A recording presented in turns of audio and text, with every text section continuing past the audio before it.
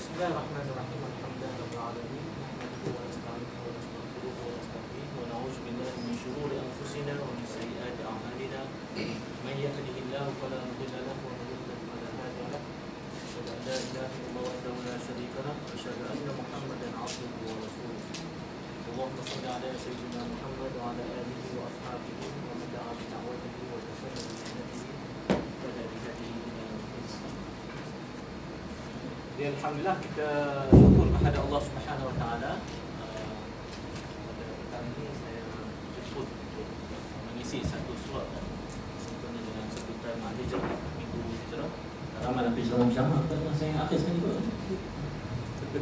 Jadi saya diberi satu tajuk peranan sahabat dalam hijrah Rasul Sallallahu Alaihi Wasallam. Kalau saya tengok dalam tu apa ni ada Ustaz Abbas bagi peranan haiwan. Kemudian Ustaz Dr. Sulaiman Syakir. Kami Daulah Masyarakat Islam. Tadi dia apa? Dr. Sulaiman Syakir. Oh, macam tu. Jadi dan agak sukar sikit sebab saya guna notebook. Jadi ini pendek. Pas saya tengok sana lah. Dia patutnya saya kena minta dengan tuan lah. Jadi kalau tengok sini. Tapi itulah nak pusing tak boleh.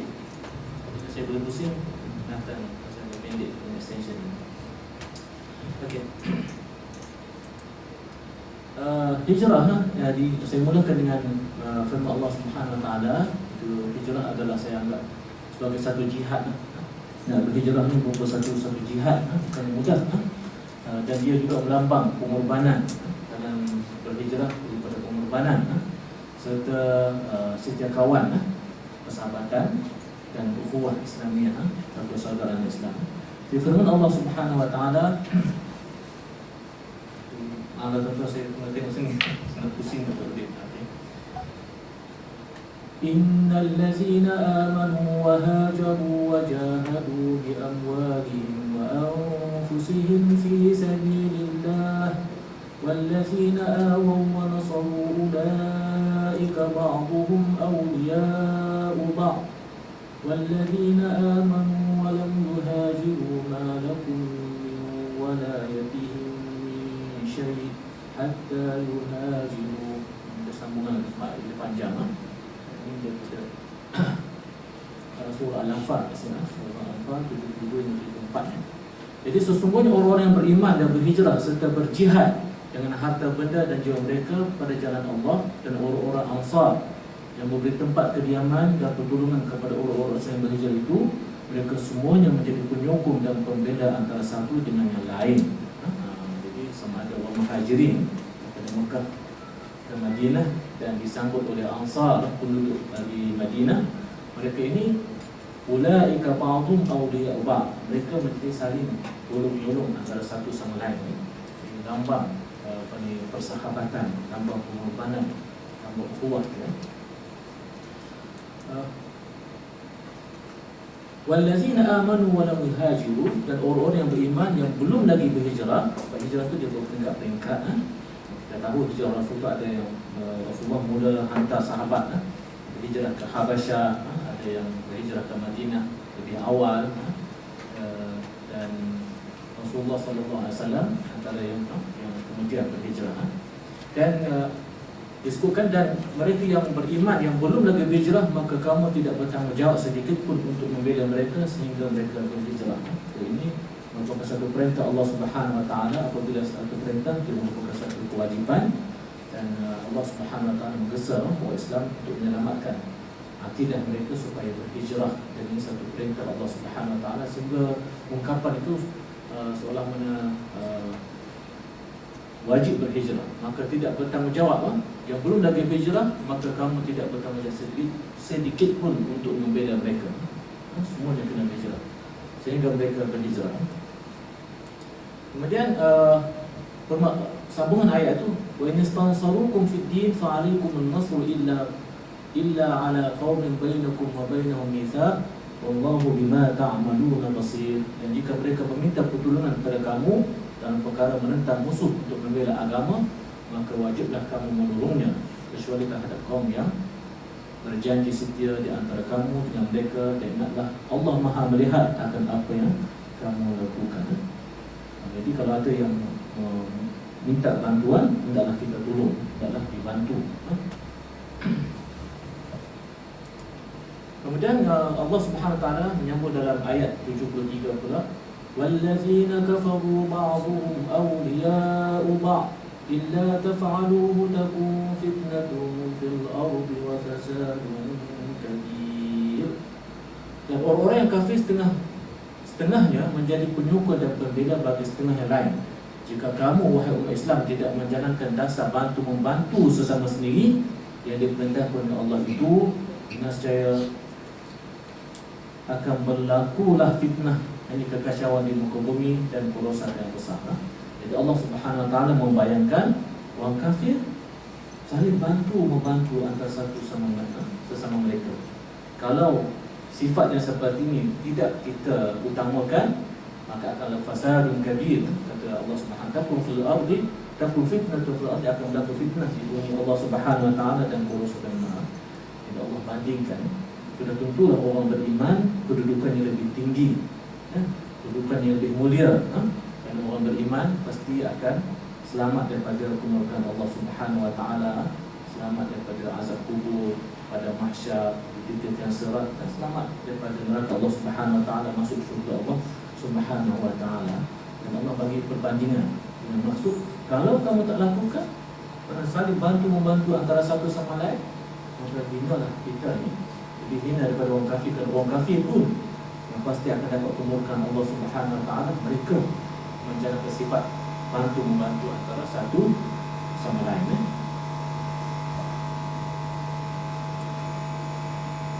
Mereka disebutkan wallazina amanu wa hajaru wa jahadu fi sabilillahi wallazina awaw wa nasaru ulaika humul mu'minuna haqqan lahum maghfiratun wa rizqun karim. Dan orang-orang beriman yang berhijrah serta berjihad pada jalan Allah untuk membela Islam, dan orang Ansar yang memberi tempat kediaman dan pertolongan kepada orang Islam yang berhijrah itu, mereka lah orang-orang yang beriman dengan sebenar-benarnya. Mereka beroleh keampunan dan limpah kurnia yang mulia. Jadi kita lihat betapa inilah catatan sejarah keintiman dan juga persahabatan, ukhuwah yang sangat tinggi yang tak pernah lagi ada tandingannya dalam sejarah umat manusia. Dan orang Ansar menyambut orang Muhajirin yang berhijrah ke Madinah itu, mereka meninggalkan keluarga, meninggalkan harta benda dan sebagainya, dan sampai ke Madinah ada sahabat-sahabat Ansar yang offer, yang tak ada harta lebih harta, yang ada isteri lebih daripada seorang, menawarkan pada sahabat-sahabatnya, kalau sahabat itu bersedia, dia boleh ceraikan dan di offer pula, so pilih dicerai untuk dikahwini oleh orang Muhajirin. Dan ini tak pernah berlaku lah. Tapi kita lihat bagaimana ketinggian akhlak Muhajirin, dia tak ambil kesempatan. Kalau kita offer macam tu nak bagi harta, kita awal-awal lagi. Tapi itulah sahabat Rasulullah SAW yang dididik selama 13 tahun dekat akidah tadi. Dia tahu inilah maknanya keikhlasan orang Ansar, dan mereka tidak ambil kesempatan. Tak ada pun dalam sejarah yang Muhajir yang menerima offer tersebut.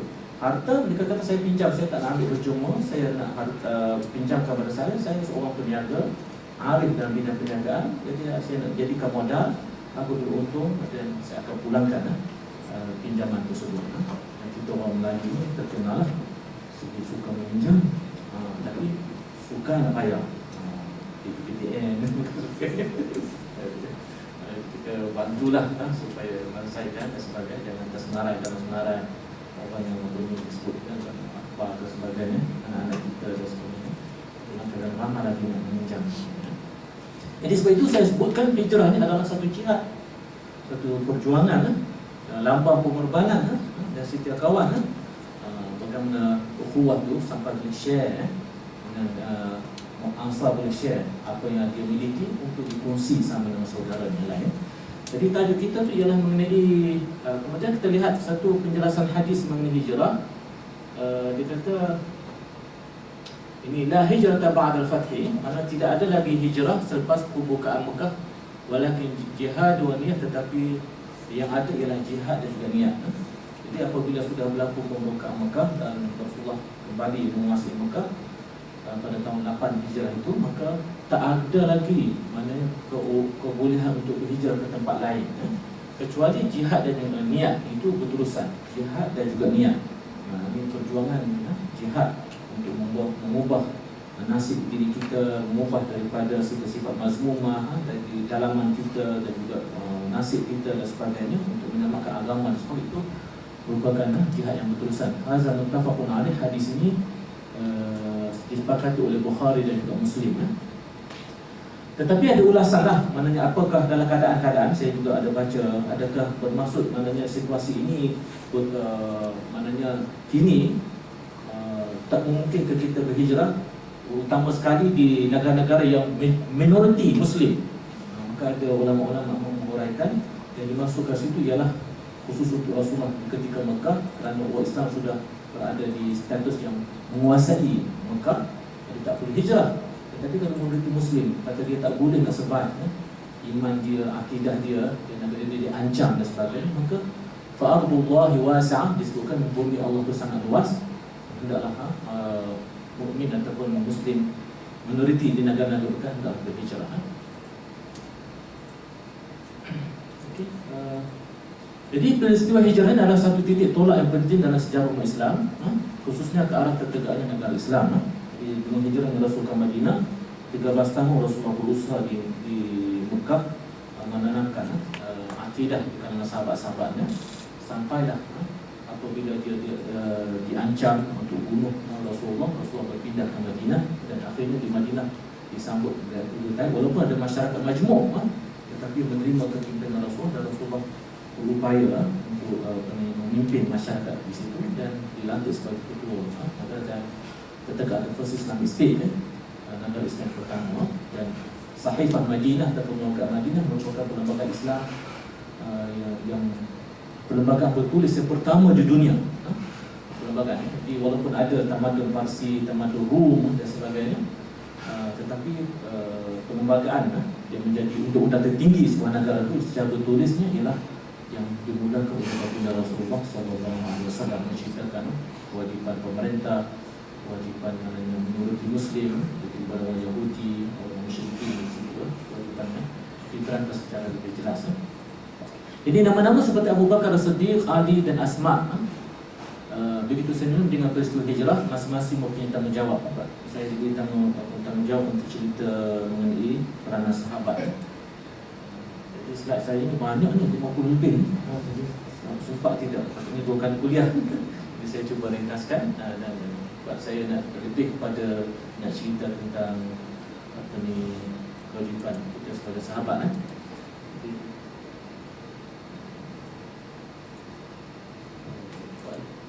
saya cerita, saya asalnya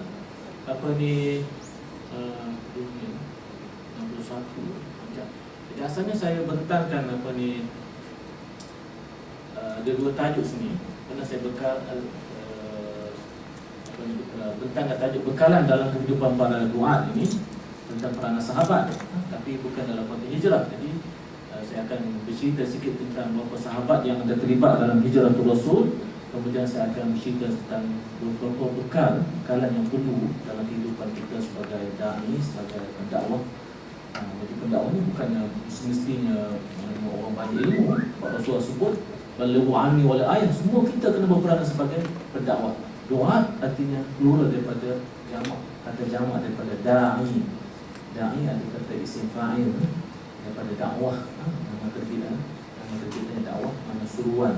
Kalau da'i penyuruh, doa para penyuruh ramai. Jadi Rasulullah anjurkan kepada kita kena berperanan sebagai da'i, balighu anni walau ayat, sampai. Jadi ada 2 bahagian. Saya cuba slide ini panjang sangat dan masa yang sangat terhad. Saya akan mengungkapkan beberapa peranan, khususnya tentang Sayyidina Ali, Abu Bakar As-Siddiq, anaknya Asma dan anaknya Abdullah dan Abu Bakar, dan beberapa sahabat lagi. Secara ringkas, kemudian saya akan pergi kepada bekalan dalam kehidupan para tuan. Jadi tadi kita sampai pada slide 8 ya.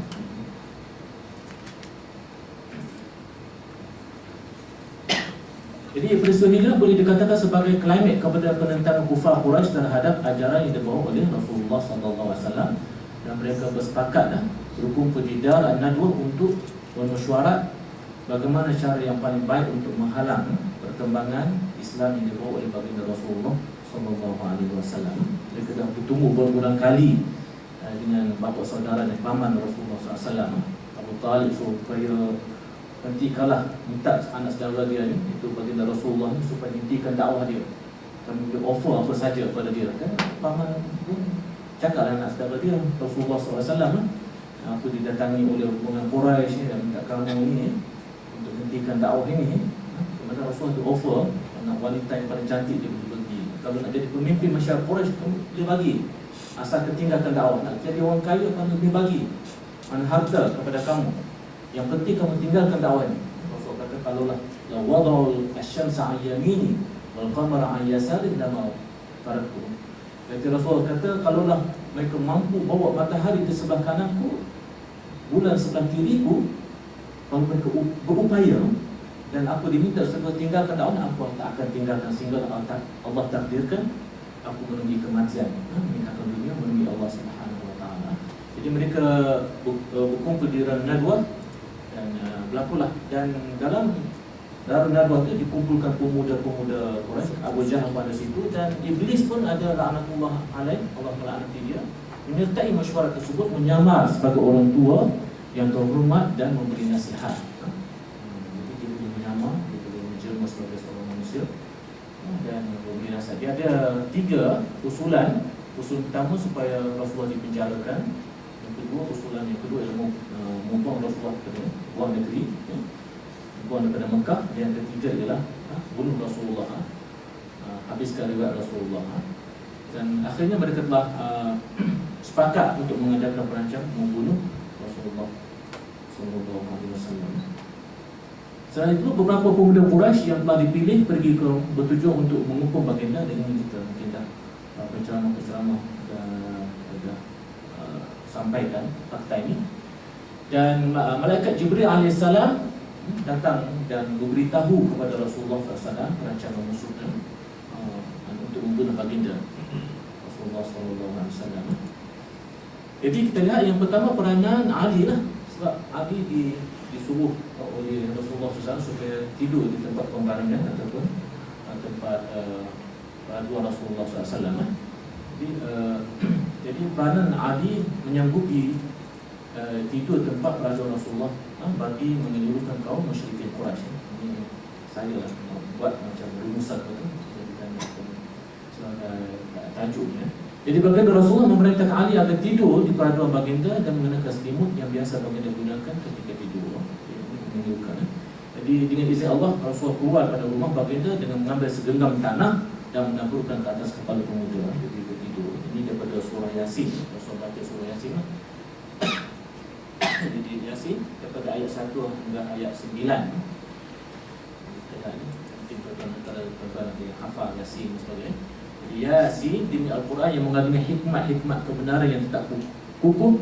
Sesungguhnya engkau wahai Muhammad seorang Rasul dari Rasul yang telah diutus, yang tetap di atas jalan yang lurus, yang agama Islam. Al-Quran itu diturunkan oleh Allah yang Maha Kuasa lagi Maha Mengasihani, supaya engkau memberi peringatan, ditunzura qauman unzira abahum, supaya engkau memberi peringatan amaran kepada kaum yang datuk neneknya telah lama tidak diberikan peringatan dan amaran, sebab itu mereka lalai. Ini sesungguhnya telah tetap hukuman seksa ke atas kebanyakan mereka kerana mereka tidak mahu beriman. Sesungguhnya kami jadikan kesombongan dan keengganan mereka tunduk kepada kebenaran sebagai belenggu yang memberkas kedua tangan mereka ke batang leher mereka sampai mengikat dagu mereka, lalu menjadikan mereka terbongkar. Dan kami jadikan sifat tamak dan gila mereka kepada harta yang pakai itu sebagai sekatan yang menghalang mereka daripada memandang pada keburukan dan kesingkatan masa dunia yang ada.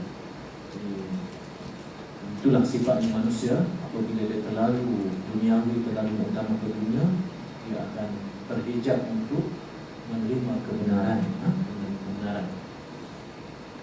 Kemudian yang disebut kewajaan yang ini aidihim sadda, di hadapan mereka dan sekatan menghalang mereka daripada memikirkan azab di belakang mereka pada hari kiamat, lalu kami tutup pandangan mereka. Begitulah. Akhirnya mereka tak nampak Rasulullah SAW gunakan sepegang pasir tanah itu ditaburkan dengan baca ayat ni, dan akhirnya mereka tertidur dan Rasul keluar dengan selamat dengan izin Allah Subhanahu Wa Taala. Jadi kita perlu nak fikir, tapi kita ni alhamdulillah selamat, tak ada orang nak hukum kita kan. Tak apa pun kita, sebab kita pun tak dakwah. Jadi orang tak ni. Jadi kita memikirkan taman-taman kita ni ramai lagi yang bukan Islam, takutnya tidak akan jadi dakwah kita. Sebab di akhirat tu dakwah-dakwah biasa. Ada kata jiran saya tak pernah cerita pada saya tentang Islam, ya Allah. Berarti bukan adik-adik, suami, isteri, anak, kalau ibu bapa tak berperanan mendidik anak, dia akan dakwah. Dia tak ada dekat 19, masing-masing dia memikir dirinya sendiri. Dia fikir, saya pun fikir macam itulah, macam mana bimbangnya kita kalau kita tidak menyampaikan Islam. Sedangkan Islam saja manusia berislam. Kalau kita ada benda yang berharga, kita ada kereta, rumah cantik, kita mau beli, kita nak orang pasang kan, supaya kita ada kereta. Kalau dia tak pasang pun kita sengaja supaya dia pasang. Lalu di rumah dia ke tu. Jadi itulah yang lain-lain kan. Yang lain-lain. Jadi kalau sekadar kereta pun kita mahu pamerkan kepada orang lain, mahu tunjuk kepada orang lain, tak sepatutnya Islam yang boleh selamatkan kita dunia dan akhirat. Selamatnya kita ketika kita nazak nak hembuskan nafas akhir kita, ketika kita masuk kubur, kita selamat. Ketika kita yang dikata kubur tu sampai kerangka tulang dada kita boleh macam tu sekali dihimpitnya tu kan. Dan kemudian kalau di akhirat nanti di pada mahsyar kata sejengkal daripada kepala kita tu matahari itu panas kan. Selamatnya kita kerana Islam. Dan tentu jiran kita yang kita tak sampaikan pada dia tu Islam, yang akan dakwa kita, yang akan dakwa kita, kata dia tak pernah sampai kepada kita. Sedangkan Rasulullah sampaikan kepada orang lain, sahabat-sahabat sampaikan. Kalau tak ada sampaikan, kita orang Melayu mungkin tak Islam, sebab kita ada pengaruh Hindu dari awal daripada Islam yang sampai kepada kita.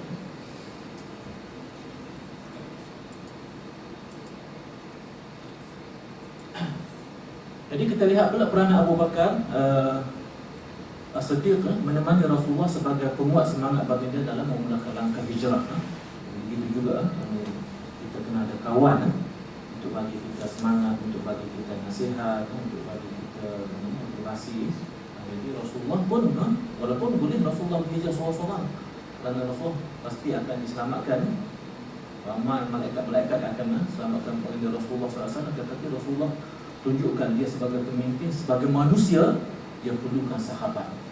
Walaupun Rasul tu pasti akan Allah pelihara dia, tetapi Rasul sebut dia adalah tetap sebagai manusia, dia bukan malaikat. Dan sebagai manusia dia perlu pada kawan. Dan Rasulullah memilih Abu Bakar As-Siddiq untuk menemani dalam hijrah dia. Ketika Rasulullah memutuskan keluar pada Makkah dan berhijrah ke Madinah, beliau pergi ke rumah Abu Bakar. Abu Bakar ini nama Abu Bakar bin Abu Quhafa. Kemudian kedua-duanya sahabat ini keluar pintu rahsia rumah Abu Bakar. Mereka tiba di Gua Sur. Gua Sur. Naik Gua Sur. Buat nanti Gua Sur. Selalu pun kita pergi ke Umrah. Untuk mendapatkan maklumat tentang perannya Quraisy, seterusnya Abu Bakar telah mengarahkan anaknya Abdullah bin Abu Bakar untuk mendengar perbualan dan memerintahkan mantan budaknya bekas hamba. Abu Bakar terkenal dia ada orang hamba dan dibebaskan. Jadi antara hamba dia yang perlu dibebaskan itu ambil peranan untuk mengembala kambing di sekitar Gua Sur supaya jejak Rasulullah dan juga Abu Bakar tidak dikesan oleh musuh-musuh musyrikin Quraisy. Karena dia, begitu juga namanya Asma binti Abu Bakar. Jadi kita kata Baitu Abu Bakar ni baitu misali lah. Rumah Abu Bakar ni rumah misali. Sebab yang terlibat dalam perjuangan ni bukan bapanya saja, tapi anak-anaknya pun mewarisi. Walaupun ada nasyid kata iman itu tak boleh diwarisi. Tetapi Abu Bakar berjaya mewariskan kecintaan kepada Rasulullah dan perjuangan Rasulullah itu diwarisi oleh anak-anak. itulah pengajaran kepada kita. Kita mahu anak-anak kita pun turut sama mencintai Allah dan Rasulnya. Asma telah ditugaskan untuk menghantar bekalan makanan. Ketika orang Quraisy kehilangan Rasulullah, mereka telah menawar keimbuhan yang lumayan kepada siapa yang mengetahui di mana tempat persembunyian Rasulullah dengan tawaran 100 ekor unta. Mahal tu. Seekor unta kalau kita nak kurban berapa harga dia? Ada 7,000. Kalau lembu seekor berapa?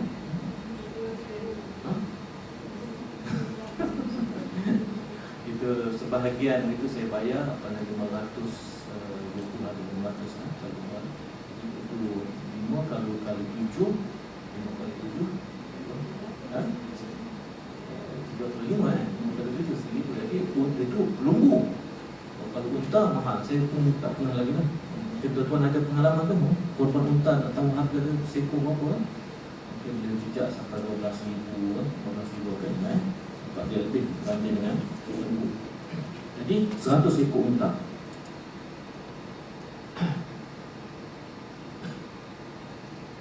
Jadi saya nak cepat.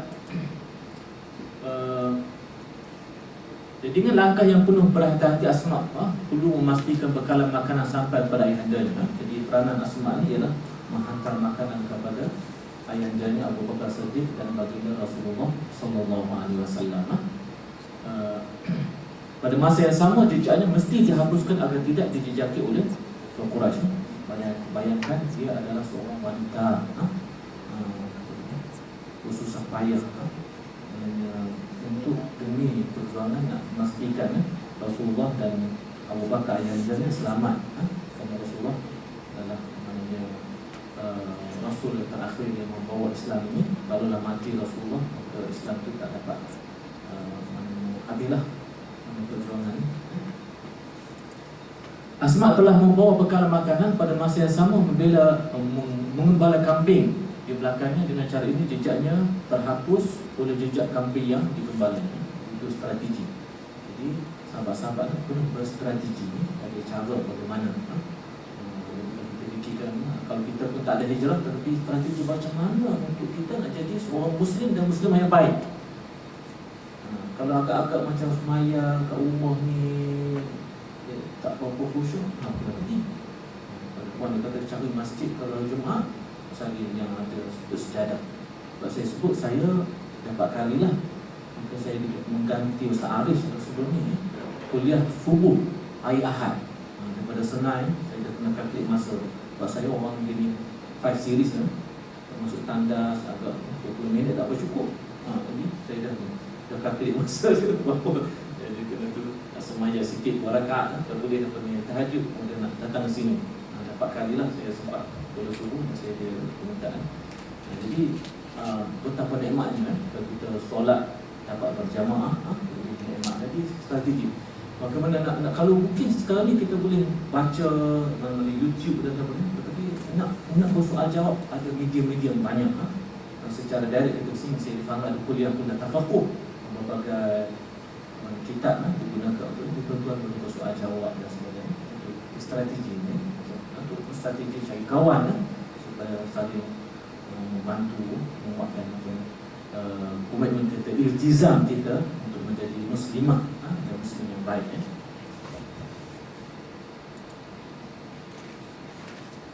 Jadi pengorbanan dilakukan oleh Asma ini bukan untuk ayahandanya atau untuk baginda Rasul semata-mata, malah pengorbanan adalah untuk Islam, din yang mulia yang diridai oleh Allah Subhanahu Wa Taala.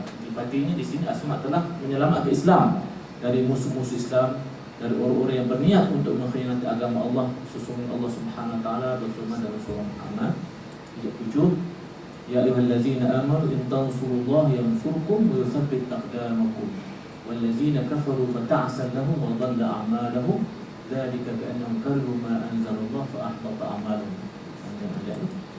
Ayat 7 saja, wahai orang yang beriman, kalau kamu membela agama Allah, nescaya Allah akan membela kamu untuk mencapai kemenangan dan meneguhkan tapak pendirian kamu. Dan sebaliknya orang-orang yang kafir, maka kecelakaan Allah bagi mereka dan Allah mensia-siakan amal mereka. Jadi kita baca surah Muhammad ni memang ayat-ayat yang sangat tegas terhadap orang kafir. Disebutkan ta'asal lahum, celakalah mereka.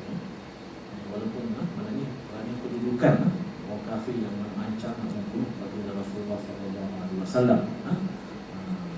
Tapi mana dalam kehidupan harian kita ada juga ramai juga ada yang Buddhis, ada yang tahu agama-agama lain dan sebagainya, ada Kristian dan sebagainya.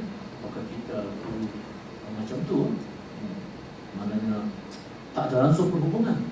Boleh kita berhubung dengan mereka, bahkan berkewajipan kita selagi mana mereka tidak mengisytiharkan perang, tak mengisytihar pengusahaan secara nyata, mengangkat senjata, maka kewajipan kita ialah yang Rasul sebut mana setiap Muslim tu dengan maknanya jiran ada 3 hak. Kalau dia sebagai Muslim dan sebagai saudara ada 3 hak: hak Islam, hak jiran, hak kerana pertalian persaudaraan. Kalau dia bukan Muslim, kurang-kurang dia ada satu hak, iaitu hak jiran. Kalau dia Muslim bukan bersaudara dengan kita, maka ada pertalian darah dengan kita, dia bukan sepupu kita, dia bukan pak saudara kita, dia bukan itu.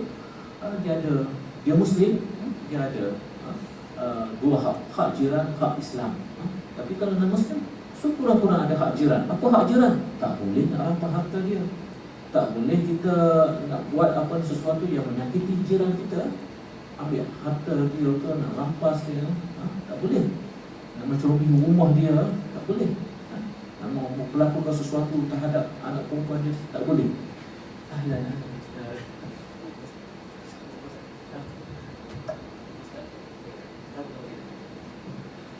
Jadi itulah kewajipan kita. Jadi, tetapi kalau tuan-tuan baca surah Muhammad agak tegas, ada situasi-situasi tertentu yang perlu kepada ketegasan, Ini ayatnya panjang. Kemudian ada ni saya tak sempat terjemah, itu ada juga peranan Abdullah bin Abu Bakar, itu anak Abu Bakar, tadi pun dah sebut sikit, dan Amir bin Fuhairah nama dia. Jadi Abdullah ni faqad merah tu faqad kana yaqdi yawma fi Makkah yukhalitu Quraisyan wa yastama' ila ma yaqulu a'da'u da'wah. Jadi antara peranan Abdullah bin Abu Bakar lagi ialah dia duduk bergaul dengan masyarakat Quraisy di Mekah untuk mendengar perancangan-perancangan musuh. Dan dia bawa beritahu kepada Rasulullah, dan dia kata Wakan yang qulha ila ghar sur, dan dia bawa berita ini ke Gua Sur, Ghar Sur. Jadi bukit ini ada sebut Jabal, macam Jabal Luquf. Selain pada perkataan Jabal, ada nama Ghar. Kata-kataan nak tulis apa, nak tambahan di vocab kita dengan bahasa Arab. Ghar Sur maknanya Jabal Sur. Jadi dan selain pada itu kan Nabi itu mahu, dan maknanya Abdullah bin Abu Bakar juga yabitu mahu, pernah juga maknanya tidur bersama Rasulullah dan juga ayahnya Abu Bakar di Gua Sur.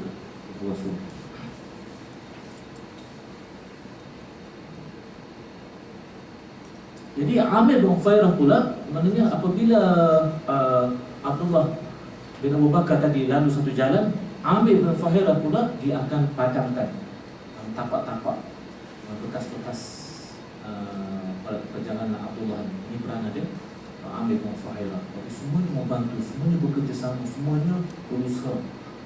Ada peranan masing-masing untuk menyelamatkan agama Allah Subhanahu Wa Taala, menyelamatkan baginda Rasulullah Sallallahu Alaihi Wasallam.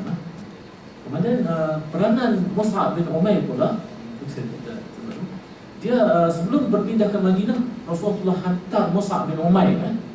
Jadi dia ke penduduk wa min qabli arsal Mustafa sallallahu alaihi wasallam Mus'ab bin Umair ila al-ansar fi Madinah wa amaru an yuqri'uhum al-Quran wa yu'allimuhum al-Islam wa yufaqihuhum fi din. Itu tuan-tuan dah sebut program tafaqquh fi din ni, wa yufaqihuhum fi din.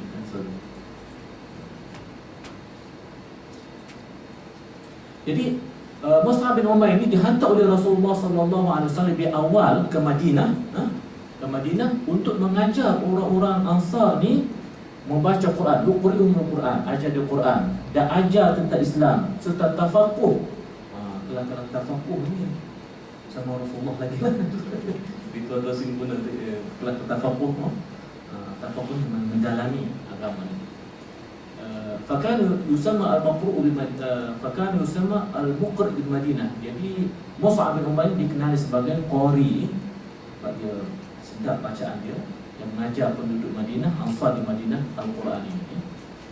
Di peranan Mus'ab bin Umair yang tak sempat saya terjemahkan. Dan akhirnya bukan itu saja mengajar dia tafaqquh din, mengajar Al-Quran, tetapi juga minta penduduk Madinah Ansar supaya buat bai'ah dengan untuk membantu Rasulullah. Apa dia? Bai'ah yang pertama, al-mutaba'atu 'ala as-sam'i wat-ta'ati fi an-nashati wal-kasali. Ikut Rasulullah, mendengar dan taat kepada apa yang disampaikan oleh Rasulullah nanti, sebab Rasulullah akan sampai ke Madinah. Fi an-nashati wal-kasali, ketika segar dan ketika malas. Macam mana kita baca makhluk Allahumma inni a'udzubika minal hammi wal hazan wa a'udzubika minal 'ajzi wal kasal. Antaranya, ya Allah aku mohon, Allahumma inni a'udzubika minal hammi, ya Allah aku mohon perlindunganmu daripada sifat duka cita dan kesedihan, sifat lemah wal kasal, al-'ajzi wal kasal. Wa a'udzubika minal 'ajzi wal kasal, aku mohon perlindunganmu ya Allah, jauhkan aku daripada sifat lemah dan sifat malas. Jadi antara yang peranan sahabat ni ialah mengajak Suhaib tadi mengajak penduduk Madinah supaya sebelum Rasulullah sampai dan diajar mereka nilai-nilai kepatuhan kepada kepimpinan Rasulullah SAW. Bukan ketika segar saja, ketika malas pun. Jadi ini terjemahan literal apa maksud malas. Jadi kita kan kadang-kadang kita boleh laksanakan kewajipan kita baca Quran ketika kita segar, ketika malas, tak apa. Kalau orang disiplin, mana pun dia baca juga Quran. Sebab dia kalau tak baca, dia tak suruh. Kita nak sampai dekat tu lah. Memang kita sebagai manusia biasa, kita ada letih. Kita bukannya malaikat. Kita ada sifat malas, ada terlalu sibuk dan sebagainya. Tetapi komitmen kita terhadap Quran, komitmen kita terhadap zikir, komitmen kita terhadap istighfar. Rasulullah pun yang diampun dosanya boleh istighfar 170 kali, riwayat lain kata 100 kali. Apatah lagi kita. Ingat kita disebut kita sayang pada Rasulullah, selawatkan kita pada Rasulullah, kita kena selawat kepada Rasulullah. Sekali ke sebuah dan sebagainya. Jadi kita kena buat dalam keadaan letih dan sebagainya, kita jadikan dia sebagai satu rutin yang perlu kita buat. An-nafaqatu fil usri wal yusri, memberi nafkah, memberi infak dalam keadaan senang dan juga susah. Nak sambut Rasulullah, nak memperjuangkan, nak menyokong Rasulullah tu kena ada sikap seperti ini. Jadi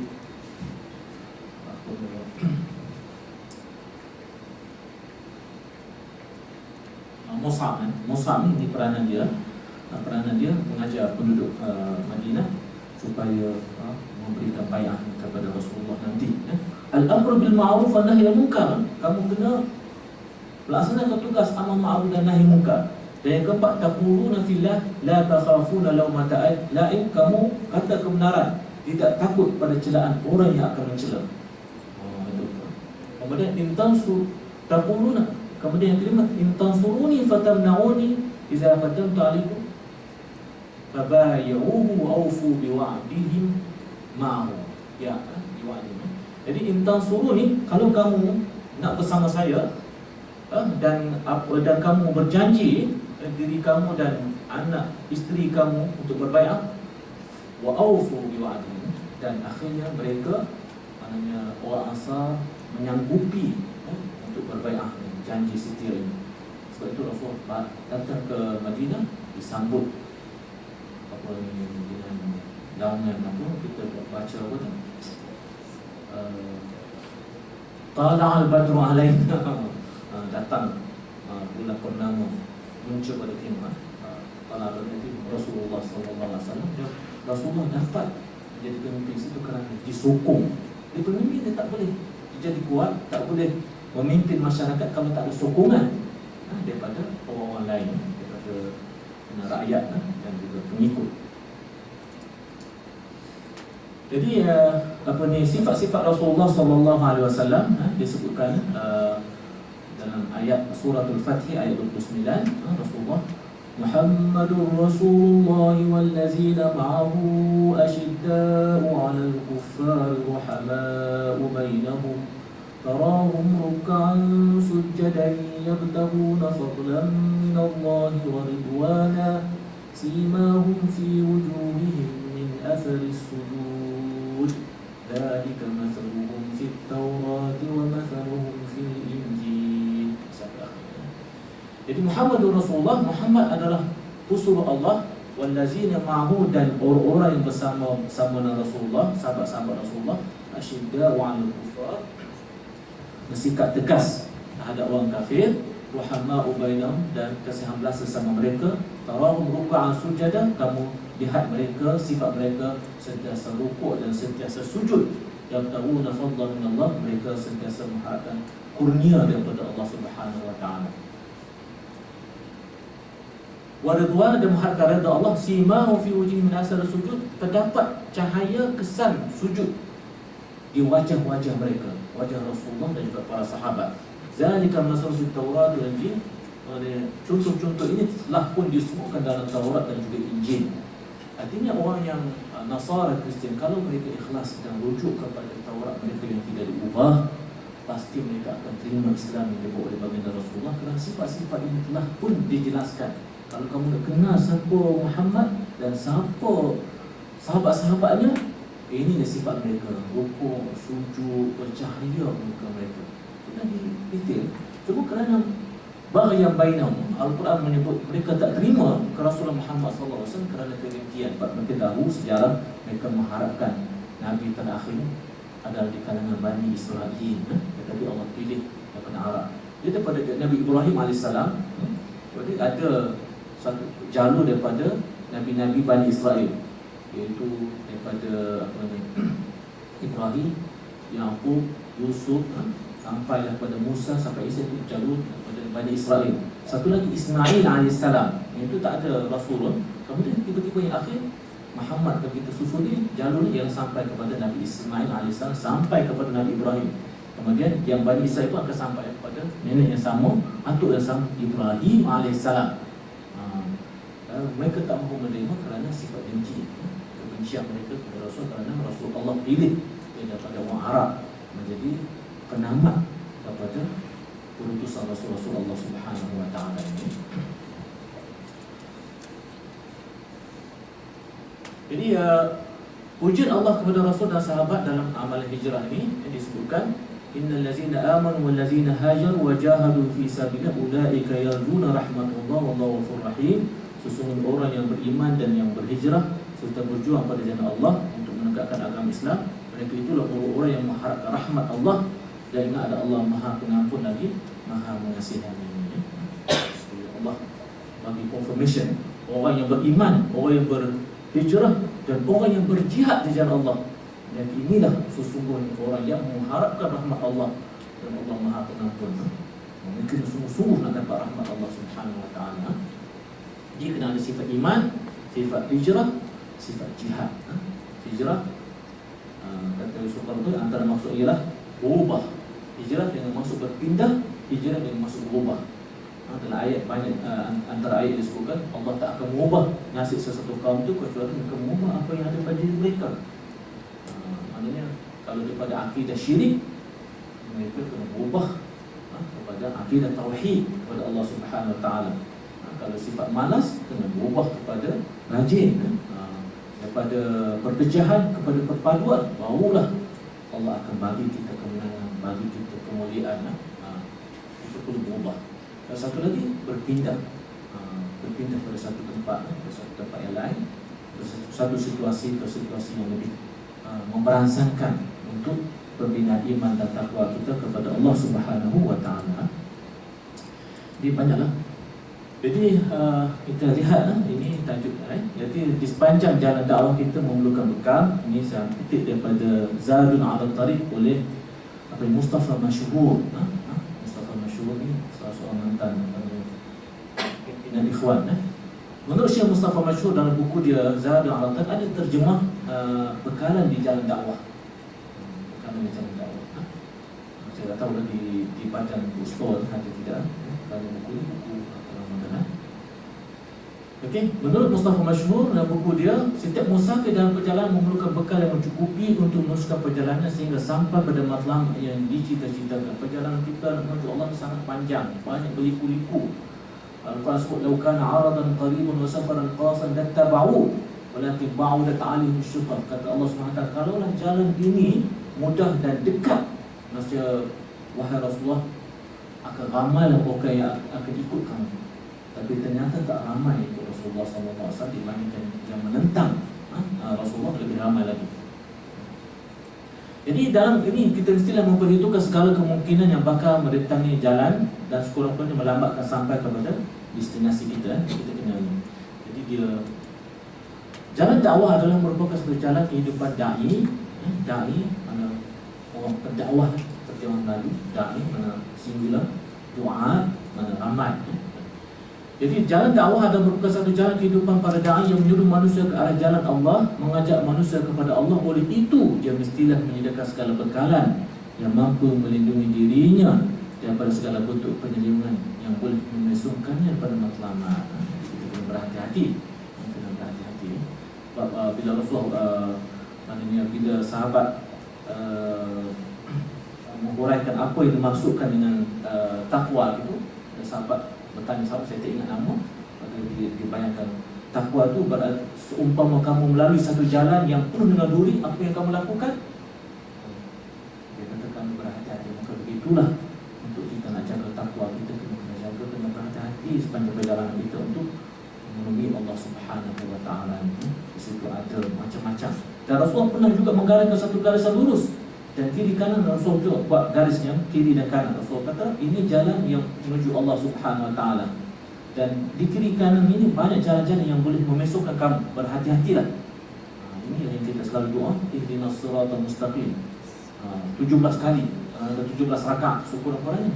Kalau kita tambah yang sunat-sunat, tambah lagi lah. Itu mana kita jalan nak menuju Allah Subhanahu Wa Taala. Tetapi yang suruhan-suruhan yang lain yang boleh memesongkan kita daripada mendapat keredaan Allah pun banyak sangat.